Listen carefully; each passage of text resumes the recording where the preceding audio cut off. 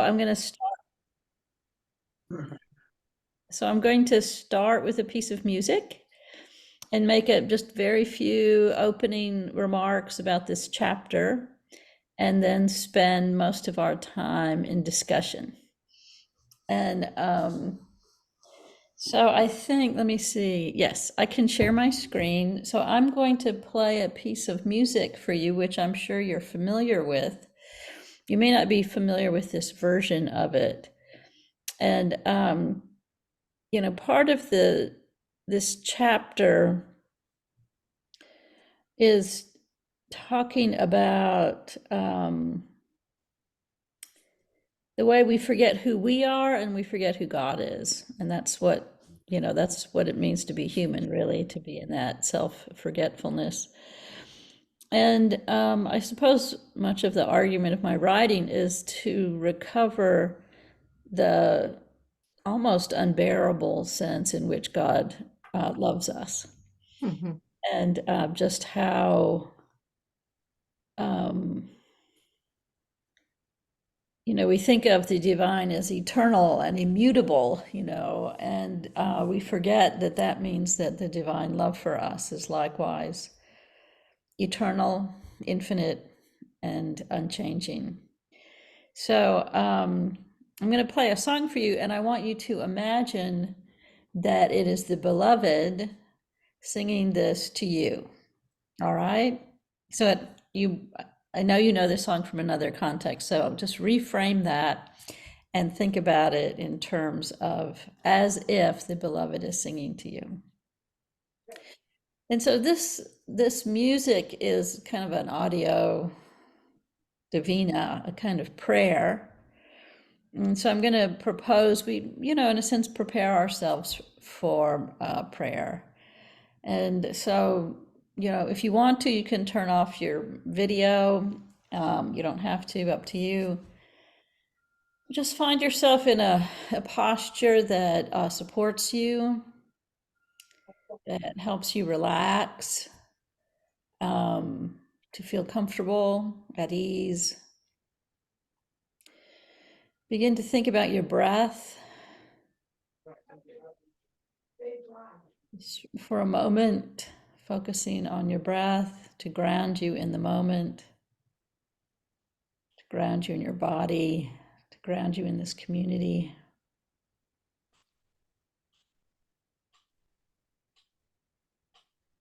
Imagine that the breath begins at the soles of your feet and travels through your whole body to the crown of your head on your inhale. And as you exhale, imagine the breath traveling down your body. Remember that the breath is the steed of spirit. And we can, in this way, imagine spirit moving like the tide through our whole body, taking away our distractions, our agitations, leaving us clear and calm, with room for joy.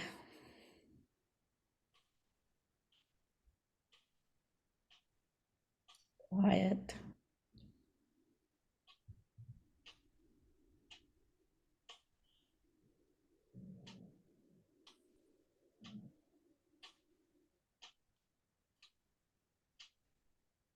In this peaceful place, drop your mind into your heart.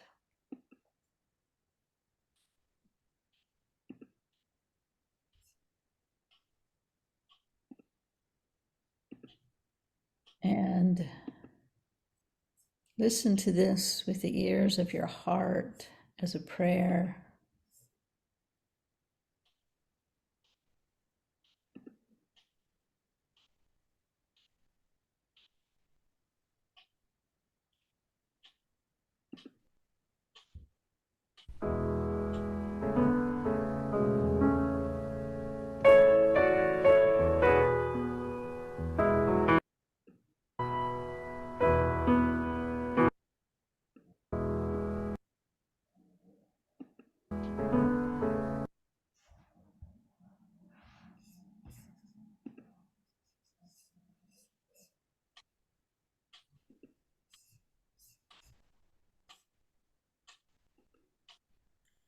Having trouble getting the sound to come through for some reason.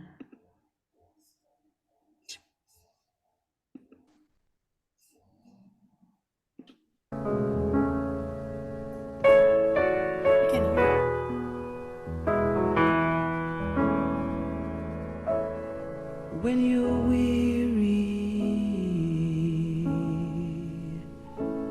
and feeling small,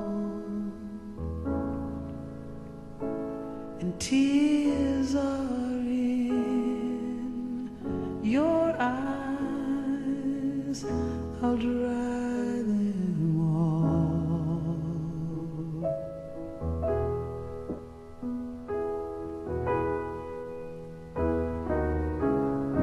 I'm on your side.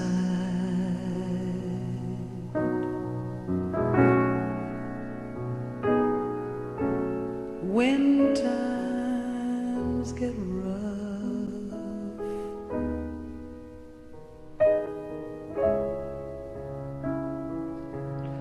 and friends just can't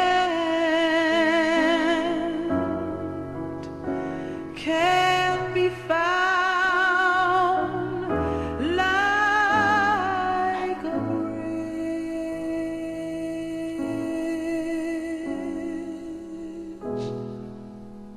over troubled waters.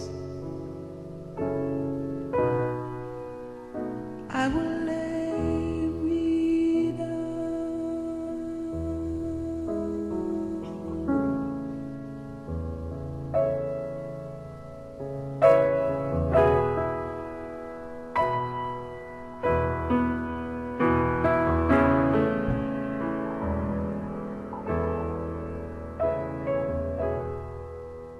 When you're down and out,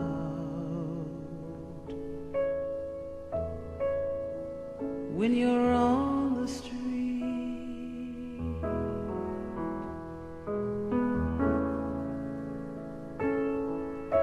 and evening falls so hard,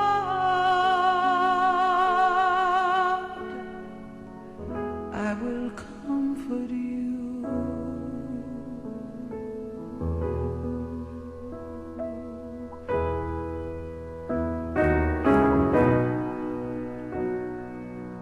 And I'll take your part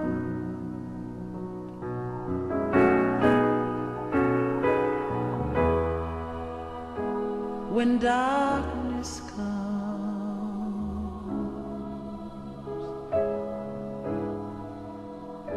and pain is all around like a bridge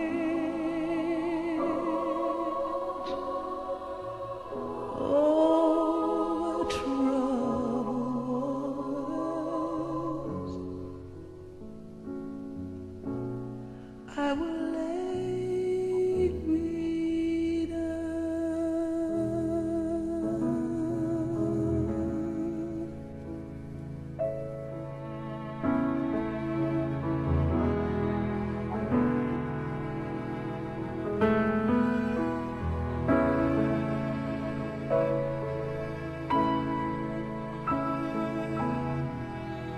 Sail on, silver boy.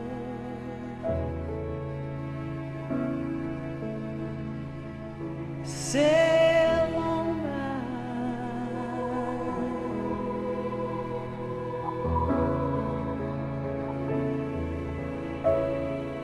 Your time has come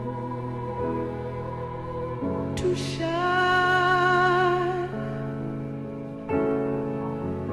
and all your dreams are on their way.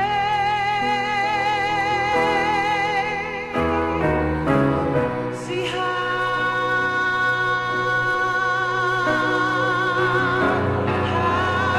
they shine.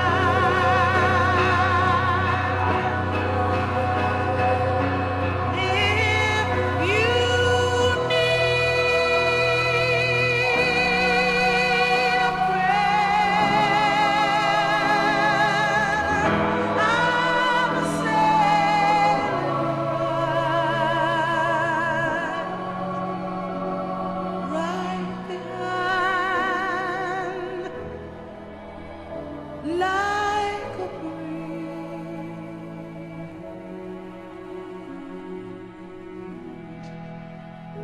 Oh, troubled waters, I will ease your mind like a breeze.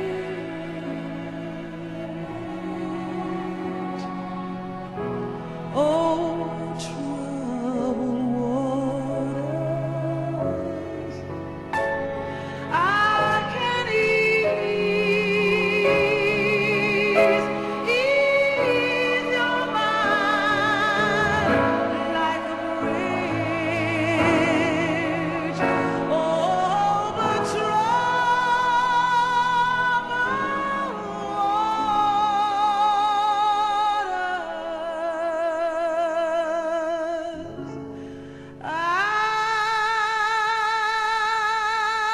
I can ease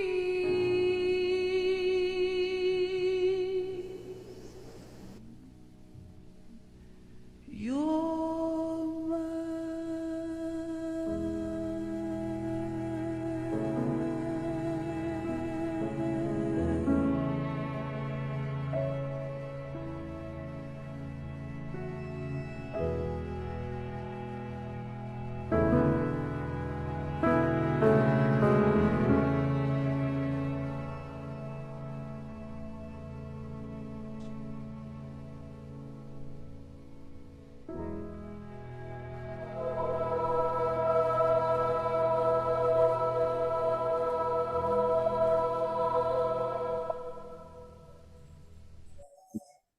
From John Fellow.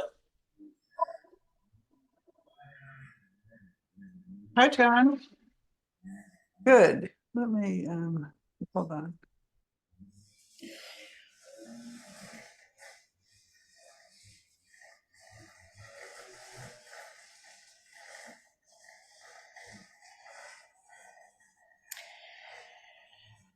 So, that's such a powerful expression of this tender, unconditional love that is both very caring, but also really wants the beloved to shine, to sail on. So it's not the kind of love that is possessive or demanding. It's a love that is empowering the other to be their beautiful self and will accompany them always, but really wants them to shine. So it's for me, I'm sure that Paul Simon did not mean it this way, but it's a beautiful image of how the beloved may care for us. And it's, I think, very hard for us to live into that truth, to feel, to claim and accept an identity as so radically beloved. Radically beloved, and begin to allow ourselves to taste that that's not something God does, but what God is, what it means to be divine, is to love in that way. So I start this chapter about self-forgetfulness, which is a common theme among the contemplatives. They don't necessarily talk a great deal, some do, some don't, talk about sin, but they talk about forgetfulness, like we've forgotten where we are, who we are.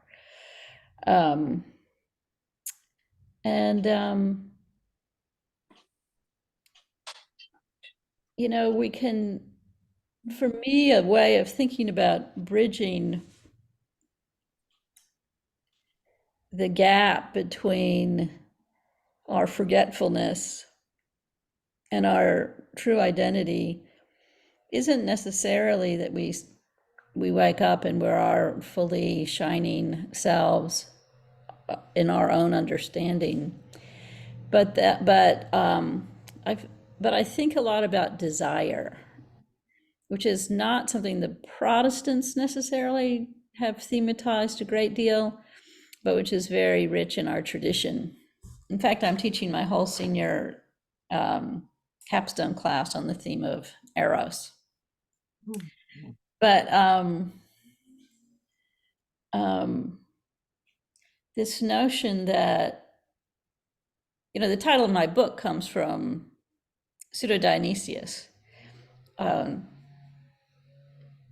6th century anonymous writer.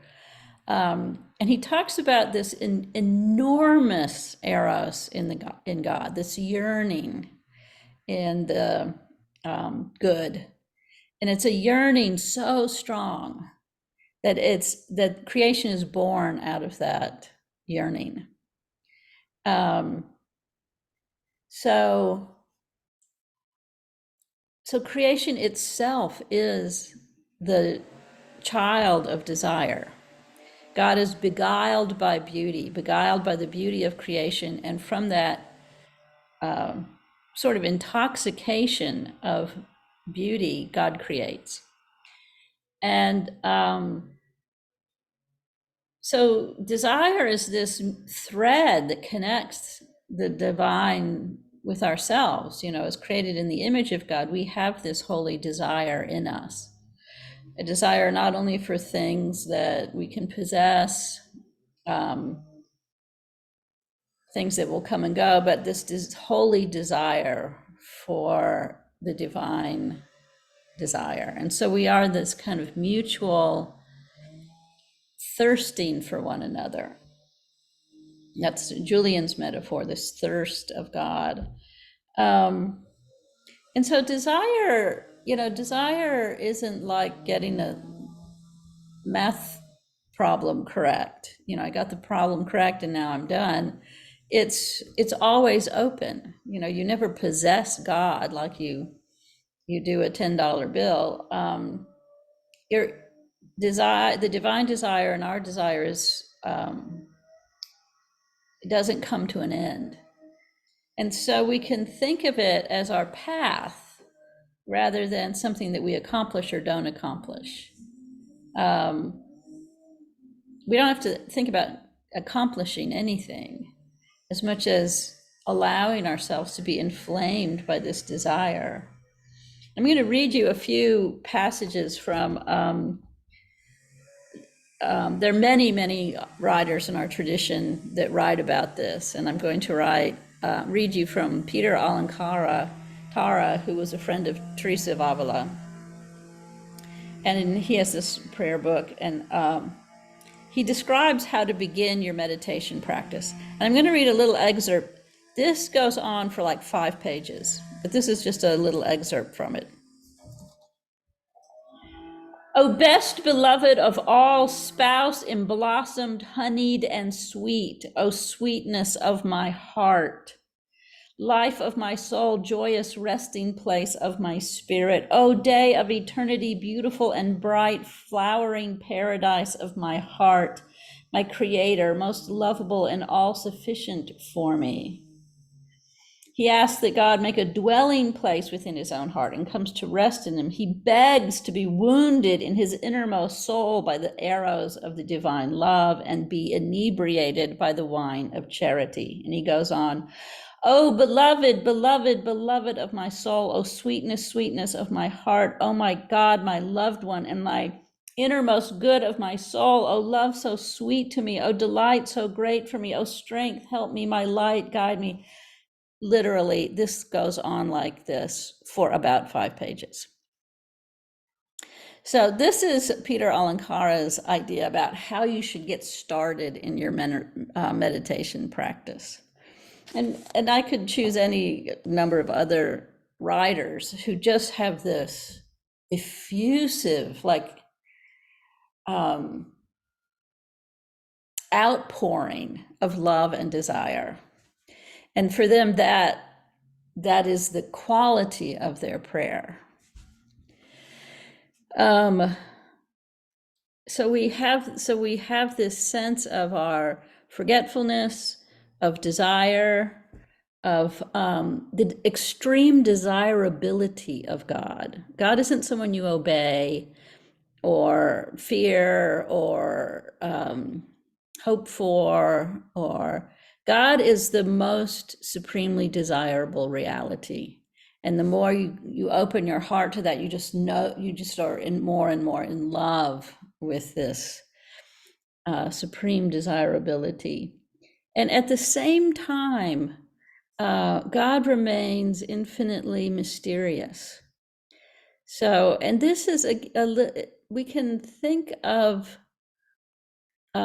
this relationship as similar to our relationship, our best relationships in love, where our best love relationships aren't the ones where we control the other person or are controlled or know everything about them. And, the best kind of love is the love where you remember the preciousness of the beloved's secret garden, and you protect that secret garden, not so that you can enter it, but because we all have a secret garden, a preciousness, a mystery that makes us persons, that makes us created. Even the natural world, everything that exists has a kind of secret, sacred mystery at its heart that can't translate into ideas and equations and so on, statistics. And so just as we honor the sacred mystery in one another, so much more our love and desire for the divine is honoring that sacred mystery, that inexhaustible quality that never is going to translate into understanding or words or images. And so this supreme desirability is linked to this depth of mystery. So that's last time I left all the talking up to you, and I got scolded for that. So this time, that's not true. But I got guidance that you would like a little more content to work with. And so I've talked a good deal today, and I'm wondering what your thoughts are about all of this, or about, another way of approaching our discussion. Well, I would just like to throw in a little something. I had been married about 3 years or 2 years, and my husband went to work and he came home and said, I heard the most gorgeous love song today. He said, I was so struck by it that I had to pull off and park and listen to the rest of it. Now, this is long before the internet and all that kind of thing. So the only way you could hear it is on the radio if it popped up. And I said, well, what was the name of it? And he said, Bridge Over Troubled Water. And then, Bridge Over Troubled Water, that's a love song? He said, wait till you hear it. So then whenever I was in the car, I kept listening for it. And sure enough, I almost had to pull over to finish it. But to hear it in the light that you presented it today, invites me to enjoy it all over again in a different way. Mm-hmm. Mm-hmm. So I appreciated that. Yeah. Good, good. And especially the part about no expectations and about an opportunity to shine, that the beloved recognizes that in you. Wow. Mm-hmm. Yeah, Susan. Yeah, I'm just struck about how seldom I use the word desire. It's just not a word in my vocabulary. Obviously, I understand the meaning. Never have I thought about desiring the divine. Mm-hmm. I desire my husband, and maybe there's a physical attachment to that word that has prevented me from thinking in terms of my spiritual journey. Yeah. Well, for us, this word that was such a sweet word in the ancient world and in early and medieval Christianity, you know, paradoxically and kind of horrifically, this word eros has come to mean something more like pornography, which is which couldn't, you know, like erotic dancing or something. Nothing could be more opposite of eros, because eros, desire, is precisely not relating to something as an object to cause you pleasure or that you can possess or dominate. Eros is this like joyful, juicy love for someone else that wishes for their well-being. And in this sense, Eros and Agape are twin sisters. They do a dance together in relationship to the beloved other, you know, wishing well, delighting in the other.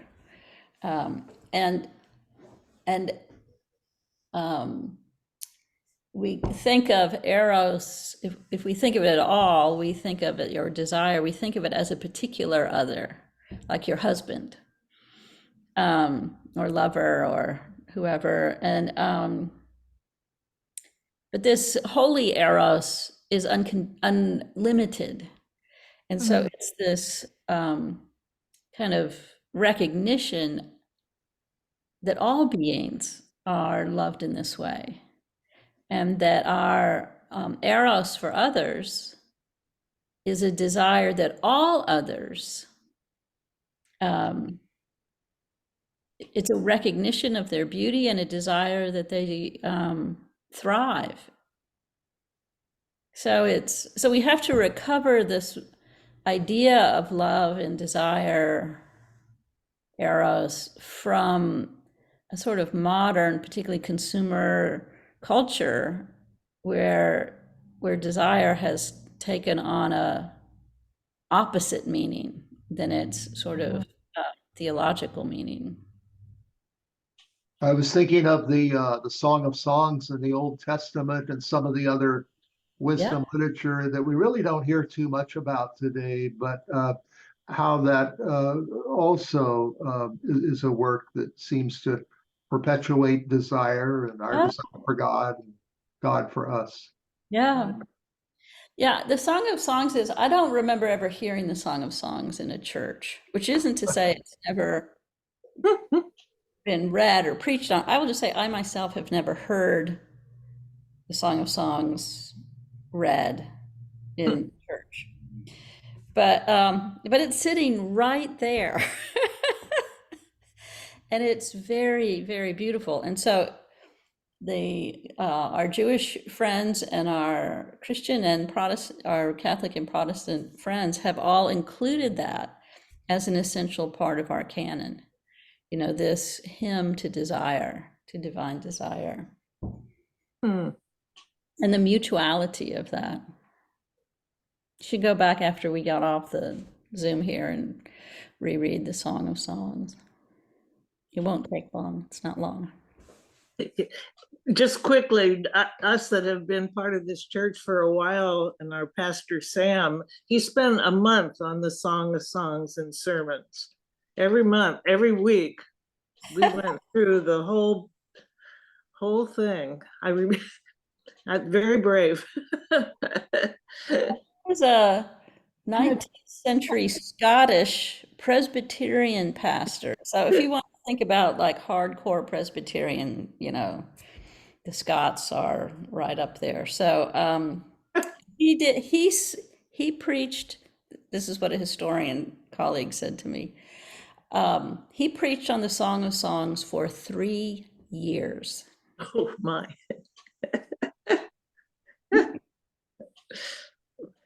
But Nancy, I think you wanted to make a comment. I did. Thank you for noticing. I'm still stuck on pain and sorrow in the world, and I'm curious. There are certain things that I know in my heart that I believe there's more than we can see. I know, it's not I believe, I know that there's more that we can see. I'm curious how you and all this other tradition, how do people say that do they say they know this? Do they believe this? Do they want this and therefore are creating what they think is a version of God that they would like? I'm not sure if I'm asking the right question, but I'm hoping you get the idea of what I'm asking. You know, yeah, you've touched on two different things. I'm going to speak to the second one first. You know, as a theologian, I have the privilege of reading a lot of really different ways people have talked about God. And as somebody who also reads in other religious traditions, people talk about this beloved divine reality in a lot of different ways. And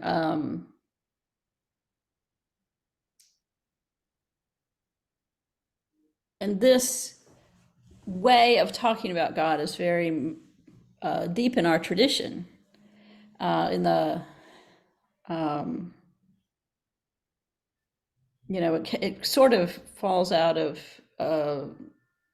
favor, I suppose, with the rise of modernity, scientific paradigm, and so on. But I think it arises from the contemplative experience itself.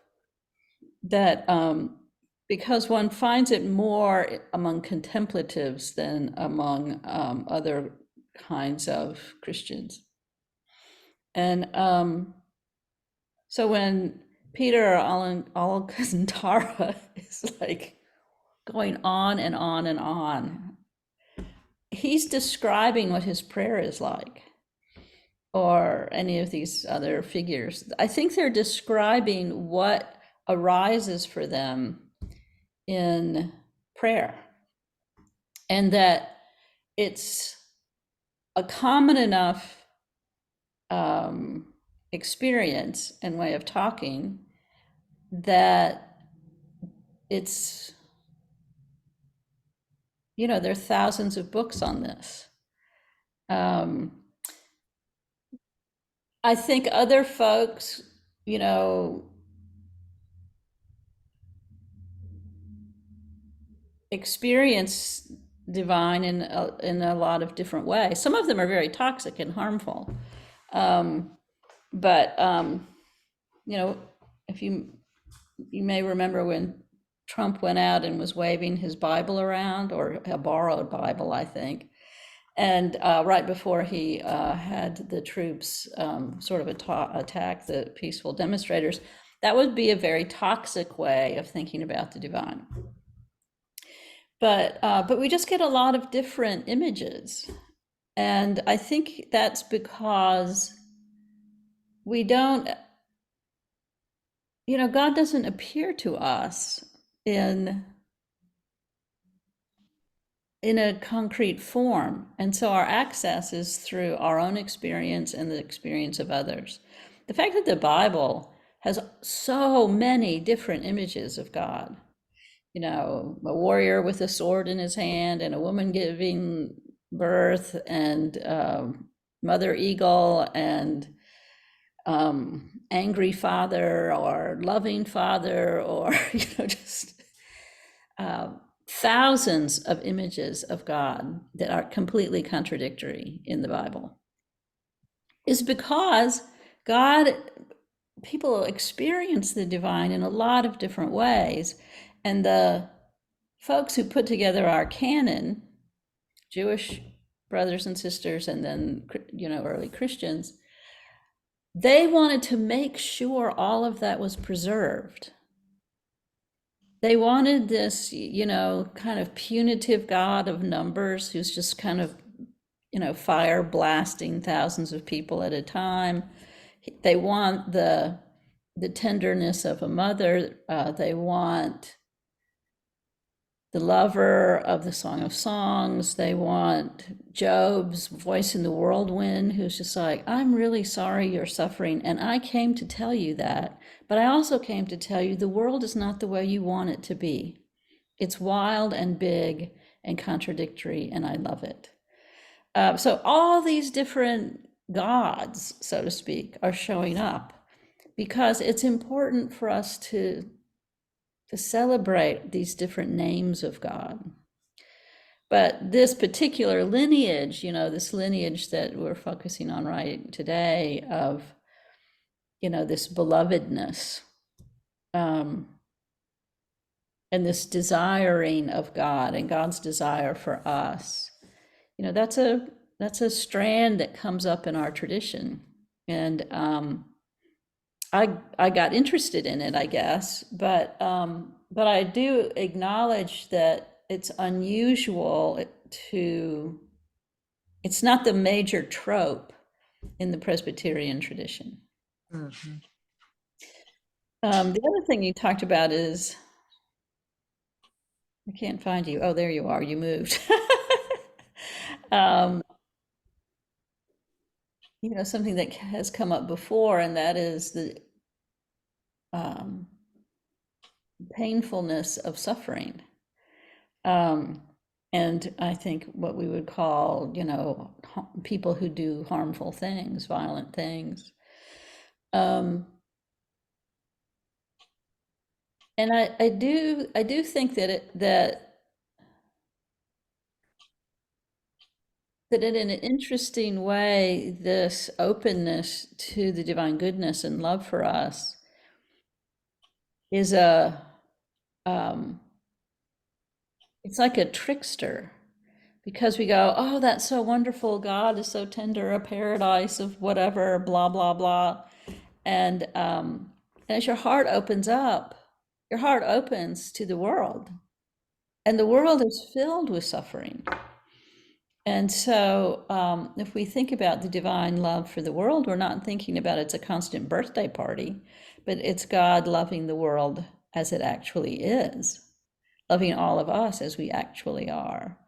So thinking about beauty and goodness is a back door into radical compassion and lament.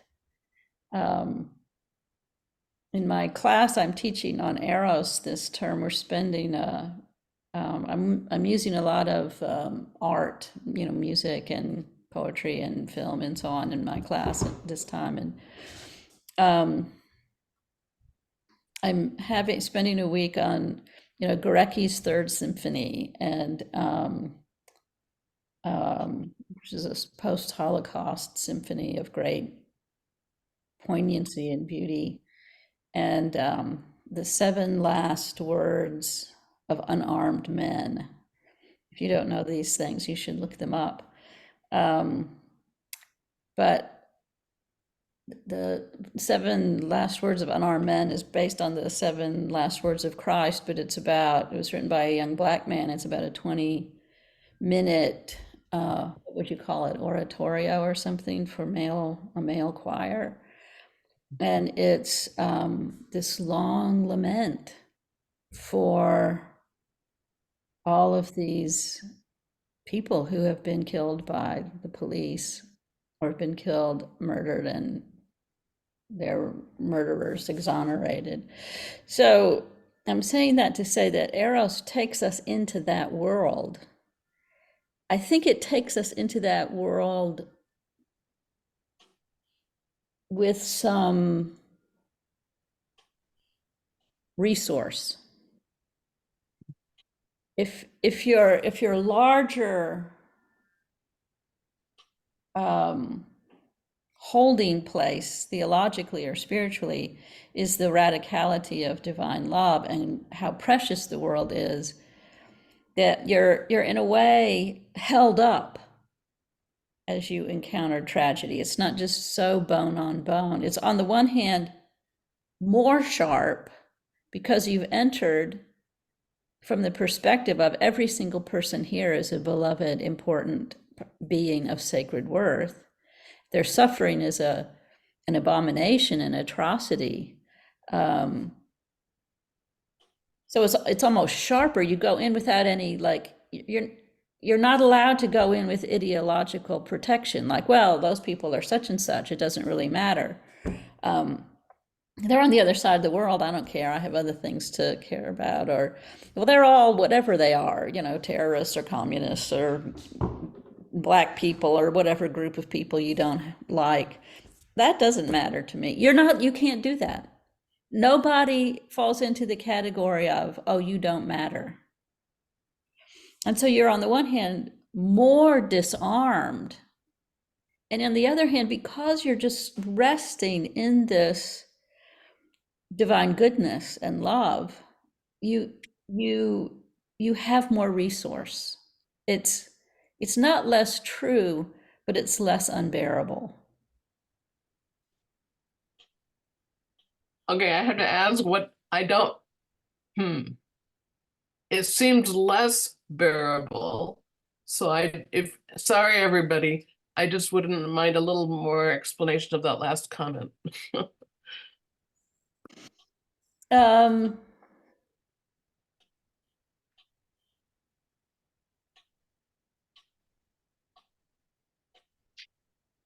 I'm going to give a really trivial example, and so it's so trivial I don't know if it will help. But if you have a kid and they have to go to the doctor and they have to get a shot or have something that's scary to them or is going to hurt them, that whatever it is you can't make it not hurt. But a kid who, you know, is taken there by a by a mean person who's yelling at them and scolding them and shoves them in the room by themselves, and they're afraid, and they have to have whatever is done to them in this kind of like raw emptiness of fear and loneliness. That pain is going to be worse, even though it's the same procedure, than if you go in and you hold their hand and you're loving them and you say, it's going to be all right, honey. You know, here, hold your teddy bear. You know, if you're there comforting them and loving on them, that same experience will be entirely different. Not because the thing is different, but because they're surrounded by love. They can hold them up and give them courage. And they know that whatever this pain is that they have to go through, it's not the only thing. They're not alone. They're not lonely. It's so scary, but you're held by in this example, a parent who's going to hold you through it all. Mm-hmm. And will never, you know, in a kind of healthy parent-child relationship, they know the parent isn't going to give up on them. And that there's a kind of safety in that, even if the experience is very difficult. So, I mean, as I say, this is a trivial example, but if we think about undergoing just all of the things in life, not just turning on the news, but our own suffering, the things we go through in our lives, the griefs we carry, the physical suffering and fear, our horror about what happens in the broader world. If we know that we're held, not just in our heads, but if we feel that in our bodies, it's different. It feels different. Not only because we're held, but because we know every single one of these people is also held in love. And that, again, it doesn't stop bombs falling. It doesn't save the woman who's being beaten up in her home. It doesn't make these things never happen. But whatever they are, there's this depth of holding that is more real, more ultimate than whatever is happening at that moment. Thank you. Yeah, Cynthia, and then Kay.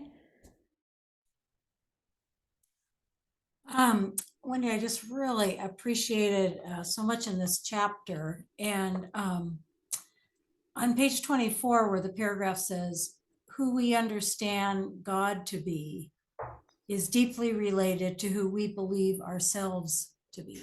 And as you were talking, I've experienced both in my own life and as a pastor, when people say, you know, I must have done something awful, God is punishing me. God is keeping score. And I just have to suffer through it. And you give some great examples, God is a policeman, God is keeping score and is ready to punish and judge us. So I wonder, both for in a church and a spiritual community, to continue, as you said, to offer people the richness, the creativity of ways we talk and experience God, to help people let go and unlearn if they did.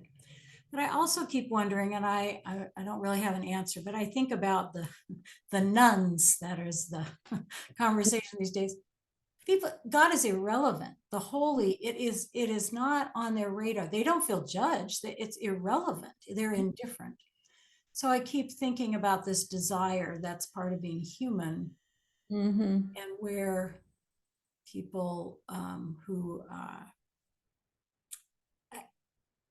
whether it's language but that music, I think you're really right that if I talk to people sometimes, and sometimes they talk about poetry or music, that's sacred, that something stirs in them that I would call the holy. And so if that is touching them, I can experience that peace, that love when I'm listening to that piece of music. That's pointing to, well, then you're loved. You as a human being, remember that feeling, remember that experience. You are beloved. That's the best of who we are.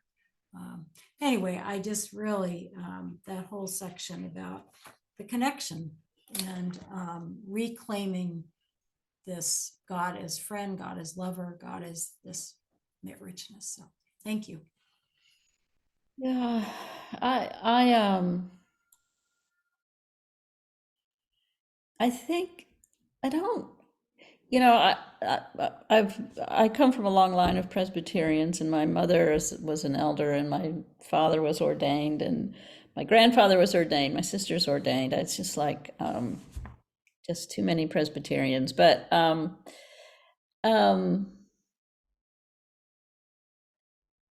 and I have enormous respect. I look at my mom or my sister, and they're such doers of the word. They're such incredibly amazing people.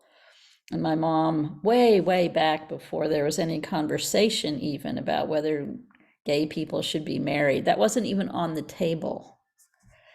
There was a gay man in her church, and he was getting married, and I use kind of scare quotes because neither the church nor the social world could marry them, but they wanted to have some expression of that. And so my mom, just being my mom, was like, what do you do when people get married? Well, you give them a shower. So she gave him a shower. It was just like, that's just how her mind works. And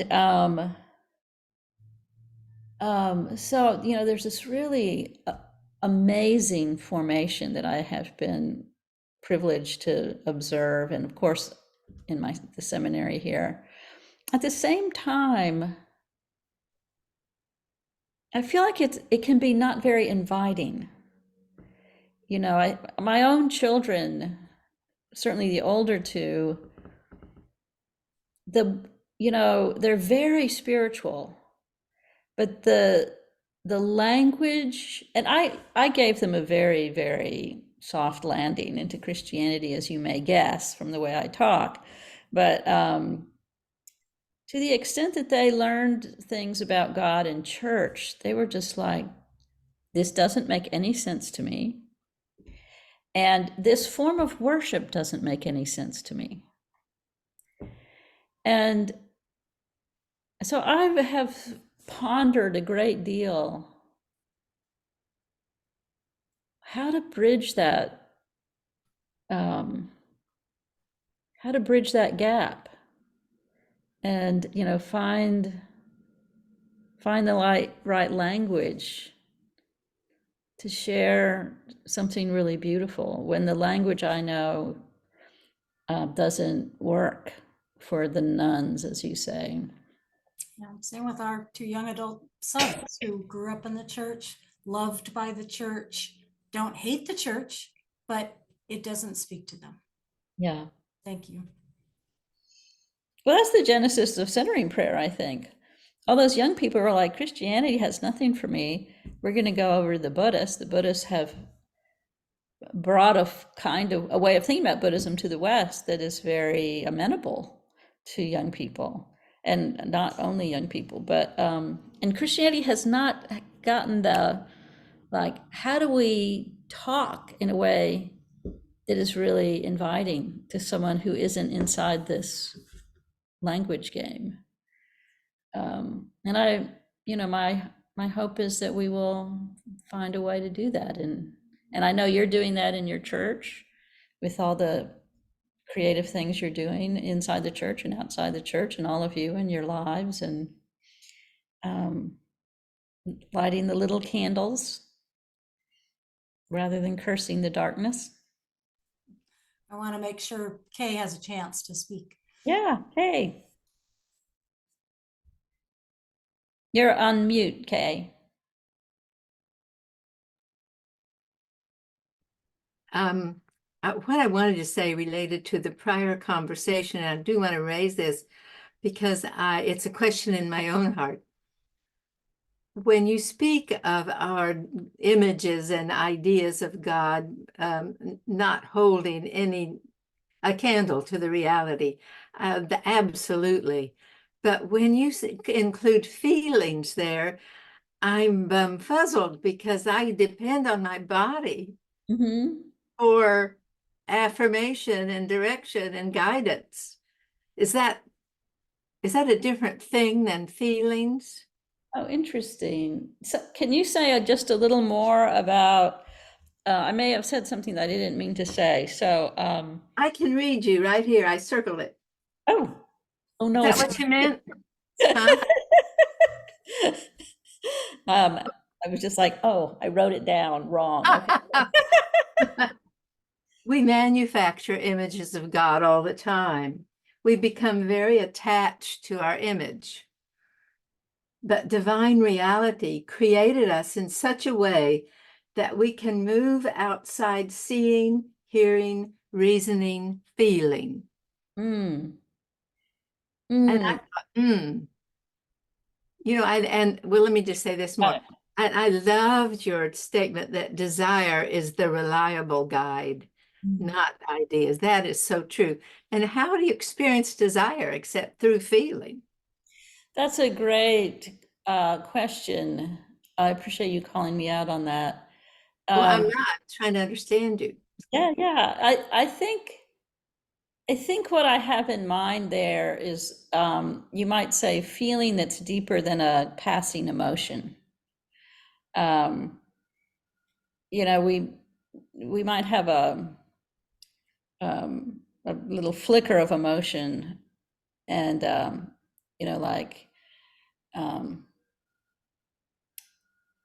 I don't like it when you use feminine language for God, and so you have this feeling about that. But deeper in your heart, you could say, you wouldn't even say, but deep in your heart, you can feel this nurturing presence.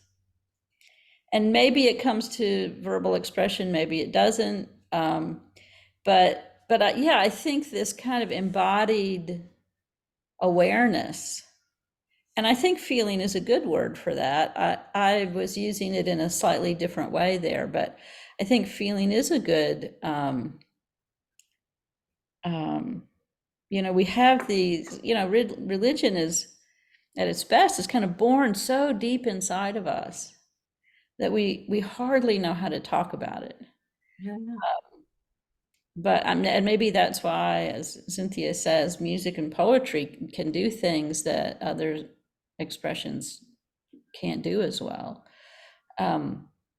because it connects us to that heart space where our awareness is very profound and often well guided. Can I say one more thing? Sure. That followed on what Cynthia was saying, and you. I have these 3 children who are also spiritual, but don't go to church and don't get it really. And to me, it feels like the big block is they don't realize that the divine is in them and is who they are. And so they feel like there's some big thing up there judging or watching instead of creating their own beauty. Yeah. I think that's probably, whatever happened, whatever people actually believe in church, the language is very external, on our images, God in his heaven. Our Father who art in heaven. Yeah, our images are very much external, like this being that lives in the clouds someplace. And it may be that some of these folks, that doesn't make sense to them, but they haven't found their way to this other way of thinking. Yeah. And so they don't, I just think of that passage in the New Testament, where, or more than one passage where Jesus is like, there's so many sheep and they're so lost. They don't, it's not about being a bad person, it's being, I don't have a context that can show me a meaningful way to understand these things and to feel these things. Right. All right, friends. Oh, Yes. time to close already. Yes, our beautiful communion is going to shut down its little tents for 7 days and come back. Well, thank you so much, Wendy. Just wonderful. Sure. Yeah. All righty. See you next Take time. care. Thanks again. Bye-bye. Bye all.